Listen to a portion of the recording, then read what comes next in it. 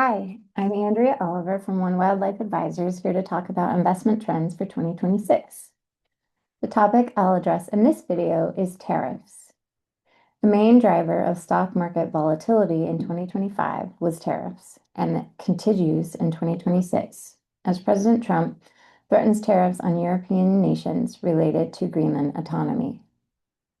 There is uncertainty around how and when tariff effects will actually be seen in the real economy. Let's back up a moment though. What are tariffs? Tariffs are charges on imported goods that are intended to protect domestic industries, raise government revenue, and serve as a negotiating tool on the global stage. Over time, these costs are passed on to consumers and businesses via increased prices. Their full effects on inflation and economic growth may take some time to materialize as companies make adjustments to their supply chains and pricing strategies. In the current environment, tariffs have risen during a time when inflation has been improving over the past few years, making it more difficult to assess the actual impact of tariffs. This chart shows year over year in the Consumer Price Index, excluding volatile food and energy prices. This is called core CPI.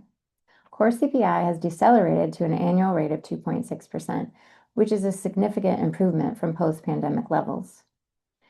Breaking down this number further, we can see that core goods inflation, as shown by the yellow line, has accelerated to 1.4% annually, which could potentially be related to tariffs. Core services inflation, as shown by the red line, has slowed to 3%, is likely related to the jobs market. So, there are several key factors to keep in mind regarding the current tariff situation. Many tariffs were announced and then quickly paused or scaled back, reducing actual implementation. This administration seems to be leaning into the concept of tariffs as a negotiating tool. Some companies absorbed initial tariff costs by keeping prices steady and importing goods ahead of announcements, so costs were not passed through to consumers. What might be the ultimate impact of the global economic growth as a result of higher U.S. tariffs? The Federal Reserve projects that tariffs could reduce global GDP by 0.8%. And that leads us to our conclusion. For long-term investors, these developments highlight an important point. Rather than viewing tariffs as a fundamental shift in the world, they represent instruments the administration uses to support broader policy goals.